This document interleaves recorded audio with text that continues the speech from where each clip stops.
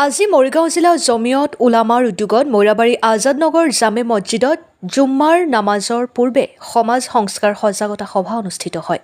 মৰিগাঁও জিলা জমিয়ত উলামাৰ সভাপতি তথা জিলা সমাজ সংস্কাৰ সমিতিৰ সভাপতি মুফতি মতলুবুৰ ৰহমানৰ সভাপতিত্বত অনুষ্ঠিত সজাগতা সভাখনৰ উদ্দেশ্য ব্যাখ্যা কৰে জিলা সমাজ সংস্কাৰ সমিতিৰ সাধাৰণ সম্পাদক আলহাজ ৰফিকুল হুছেইনে।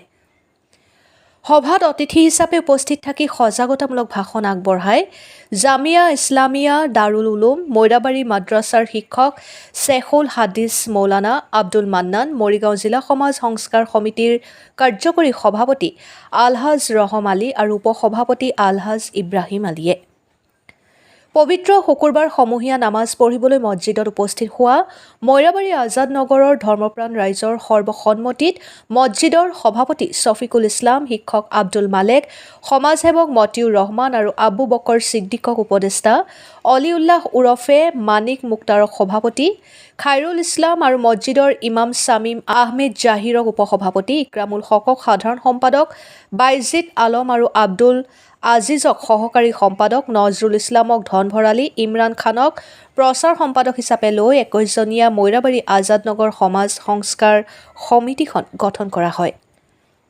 সভাৰ প্ৰস্তাৱ অনুসৰি অসামাজিক কাৰ্যকলাপত জড়িত লোকক সমিতিখনে বুজোৱাৰ পাছতো যদি অসামাজিক কাৰ্যকলাপৰ পৰা বিৰত নাথাকে তেন্তে তেনে লোকক সামাজিকভাৱে বৰ্জন কৰাৰ লগতে জানাজাত অংশগ্ৰহণ নকৰা, ৰাজহুৱা কবৰস্থানত কবৰ নিদিয়াৰ দৰে কঠোৰ সিদ্ধান্ত গ্ৰহণ কৰে। মৈৰাবাৰীৰ পৰা সেলিম আহমেদৰ ৰিপৰ্ট, অৰুণোদয় আছাম। আজি মৰিগাঁও জিলা জমিয়তৰ উদ্যোগত সমাজ সংস্কাৰ কমিটিৰ যি অভিযান আৰম্ভ হৈ আছে, সেই অভিযানৰ ভিতৰত আজি আজাদনগৰ মছজিদতো সমাজ সংস্কাৰৰ এটা মজবুত কমিটি বনোৱা হৈছে। তাতে সভাপতি, উপসভাপতি, সাধাৰণ সম্পাদক আৰু সদস্যৰে এটা কমিটি গঠন কৰি দিয়া হৈছে, যাতে এই মহল্লাত, এই এৰিয়াত যিসকল ড্ৰাগছ বৰপৰা আছে, ড্ৰাগ ক্ৰয় কৰে, ড্ৰাগ খায়, তেওঁলোকক আৰু যিবিলাক নিষিদ্ধ কাম আছে সেইবিলাক বিৰত ৰখাৰ কাৰণে তেওঁলোকে চেষ্টা কৰিব। আৰু এনেকুৱা আগতেও কৰা হৈছিল মদিনা মছজিদত, গোৰাবান্দি বিল মছজিদত, এনেকুৱা আমি সংস্কাৰ কেন্দ্ৰীয় কমিটিয়ে আমি এই অঞ্চলত, বিশেষকৈ মৰিগাঁও জিলাৰ বিভিন্ন অঞ্চলত গৈ প্ৰত্যেক মছজিদ কেন্দ্ৰিক মছজিদৰ আণ্ডাৰত আমি এনেকুৱা সমাজ সংস্কাৰ কমিটি বনাই আছোঁ আৰু বনাই দিম। প্ৰগ্ৰাম হৈ আছে। গতিকে এইটো জমিয়তৰ শাখা হিচাপে এই কামটো আমাৰ কৰিবলগীয়া হৈছে। ধন্যবাদ জনাইছোঁ প্ৰথমেই মিডিয়াক। আজি যিখন সভা হৈ গ'ল তাত আমি প্ৰত্যেক মছজিদে গৈ পেলাই কেন্দ্ৰীয় কমিটিয়ে সমাজ সংস্কাৰমূলক সজাগতা সভা কৰি পেলাই কমিটি গঠন কৰি দি আছোঁ। আমাৰ মূল উদ্দেশ্যই হৈছে যে যিবিলাক অসামাজিক কাম সম্পন্ন হৈ আছে, এই অসামাজিক কামবিলাক কেনেকৈ আমি দূৰ কৰিব পাৰোঁ ৰাইজৰ সহযোগত।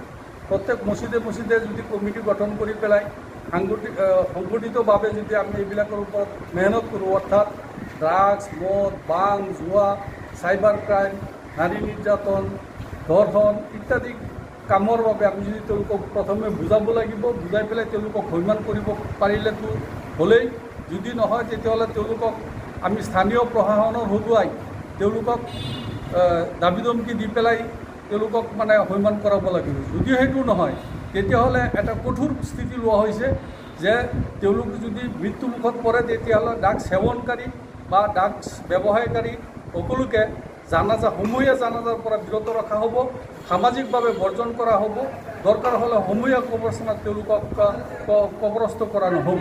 তেনেকুৱা কঠোৰ পদক্ষেপ ল'বলৈ আমি বাধ্য হৈ আছোঁ।